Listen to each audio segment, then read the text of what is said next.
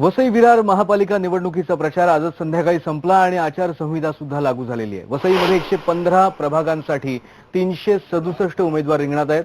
सत्ताधारी पक्षाचे म्हणजेच बहुजन विकास आघाडीचे हितेंद्र ठाकूर विरुद्ध इतर सर्व पक्ष असा हा सामना होणार आहे।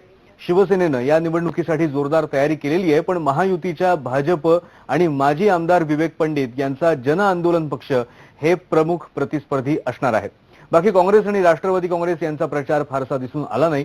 रविवारी सकाळी 7:30 वाजल्यापासून मतदानाला सुरुवात होणार आहे। आम्ही केलेली कामं, करायची कामं आणि काय काय करणार हा पॉझिटिव्ह प्रचार आम्ही घेऊन जातो। लोकांना काही प्रश्न सोडले तर जवळपास सगळे प्रश्न सुटलेले आहेत। त्याच्यामुळे आमची इलेक्शन अगदी इझी असते। कोणावर टीका शिमका करणं हे मी बंदी केलंय। आपल्या लोकांना सांगितलंय का फक्त आपण काय काय करतो आणि त्या जीवावर आम्ही निवडून येणार। वसईमध्ये मीटर, गटर आणि वॉटर म्हणजेच वीज, सांडपाणी व्यवस्थापन आणि पिण्याचं पाणी या समस्या मोठ्या आहेत। तिथल्या तरुण मतदारांना या सगळ्याबद्दल काय वाटतंय ते सुद्धा आम्ही जाणून घेतलं।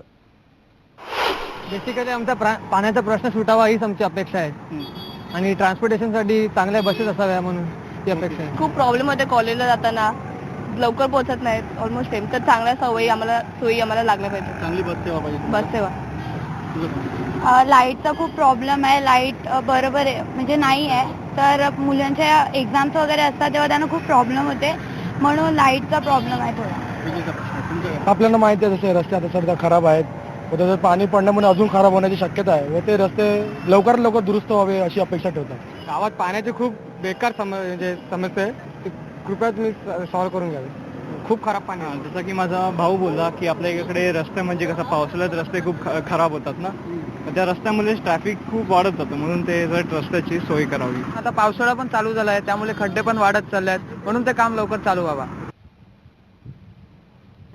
इतरे काही महत्त्वाच्या घडामोडी आपण पाहणार आहोत, पण दिवसभराच्या बातम्यांमध्ये आधी एक ब्रेक घेऊयात। ब्रेक नंतर पुन्हा भेटणार आहोत। पहा फक्त IBN लोकमत।